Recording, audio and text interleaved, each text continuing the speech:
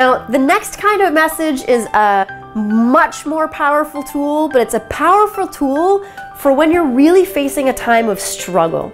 So this is something that you kind of tuck away for whenever the rainstorm shows up for you, which may or may not occur. Intentionally, the goal is for it not to, but if it does, there's one thing I've discovered that works above all else when that might happen. So I call these insurance cards, and I don't believe that anybody should ever live without insurance, that they have the ability to communicate with yourself when you're maybe not doing so good. This was discovered completely by chance.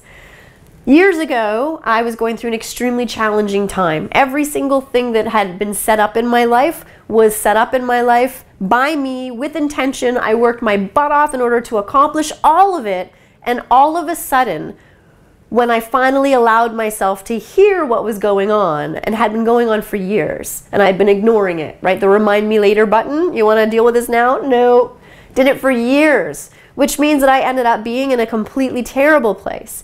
Needed to change everything that was going on in my life. And this was, surviving the end of a very long relationship. It was selling my home. It was looking at converting my career to something that I was passionate again about. Everything. And so I was in a complete state of despair. 100% committed to despair. And after really being in my home all by myself for over a week in an absolute mess of a state, resistant to anybody else's attempts to help me or make me feel better. And emotions are powerful, extremely powerful. And they are the fiercest recruiters that you'll ever meet. So I'm normally a happy person. I'm normally in a really good mood and, feel grateful to feel that way. However, when doubt and, despair and sadness take over, it's like being inhabited by a terrorist. It's like being possessed. And I had no capacity to want to be around anybody who's trying to be positive. And so learning to think about emotions that way as well served me, and it will serve you. That when I'm that sad, sadness, this sadness guy, where's sadness?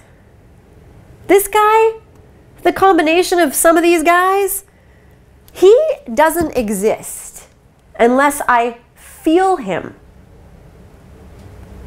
So he's going to fight for his life.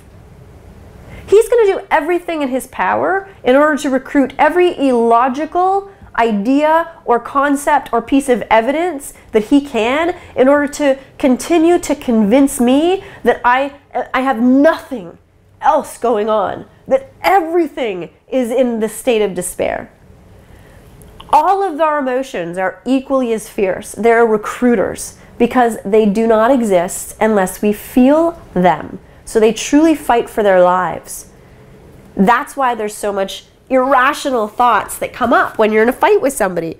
Anger or whatever emotion it is, they're recruiting stuff from 15 years ago that doesn't even make sense. But as long as they can just keep you angry, then there's anger. Anger's at the party. All of our emotions react the same way. So to get back to the story, I was extremely sad. Very, very, resistant to any other influence at that time. On a day that I was busying myself with mind-numbing things, feeling completely overwhelmed and stuck and incapable of doing anything in my world, I was cleaning through my wallet and I found this folded up piece of paper that had been in my wallet for as long as I can remember. And I didn't even really know what it was. And so I'm opening it up and thinking maybe it's, a receipt or whatever.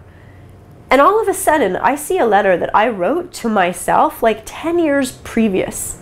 And it was right after I had accomplished something huge in my life. I had opened a business, we had opened other offices, we were succeeding, I had drastically changed my life. I was so proud of what I'd accomplished in that moment, and I wrote a letter to myself, a very short letter.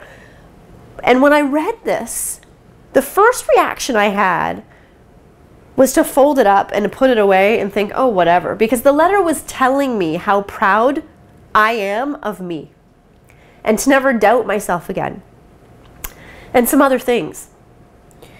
And when I read it, because of how I was feeling, I put it away, and I didn't let it, I didn't know what I was talking about. It was wrong. The curious thing that happened was hours later, I went back to that letter. And I opened it up again and I read it again. Because I knew that I meant that.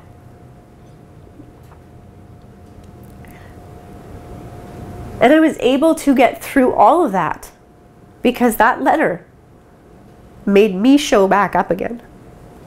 And the reason I tell you this story is because at times when we can be super resistant to anybody else, when we don't believe that things are going to be okay, or we don't believe that we can get through something, the state of sadness has an opportunity to persist and to live and to be more influential over us, to have influence over that girl in the future.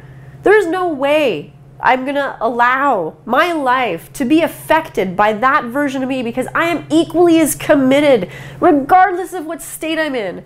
And I can be destructive, and I can be deeply sad. Insurance messages to myself, insurance and messages to yourself, they're insurance that you won't let it happen. Because sometimes when you won't hear anybody else, you will hear yourself. And you'll hear what you authentically meant at the time of writing a letter.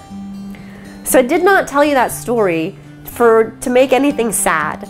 I wanted to tell you that story because of the truth of the story and the power that those messages have. So now, at any time when you're celebrating a small victory, when you're celebrating a huge victory, when you're experiencing, the best version of you, when you've got it going, your swagger is on, take a minute and write a message to yourself. Don't let anybody else see it. This is not for anyone else on the planet ever to read. There is no judgment of what is said in this message. It's from you, it's to you. And write those messages, carry them with you, have them somewhere, stick them in a little box somewhere on your shelf so that when you need them, they're there. And teach your kids to do the same thing. When they have had a huge accomplishment, when they have won a sporting event, when they have succeeded in the school play, when they have done unbelievably well, and especially after making it through some challenge, have them write a word to themselves. Have them write down, why are you proud of yourself? What did you do? Have them tell themselves they believe in themselves, that they can do whatever they set their mind to. Teach them to speak this way to themselves, so that way when they're facing struggle, when they are going through normal challenges, that they've already got some insurance cards to safeguard against anything that we will come up with in the future. And if you're planning to live life, you are gonna come up with resistance. It's how well you are prepared to ensure that you have the ability to navigate through it that's gonna make all the difference in the world.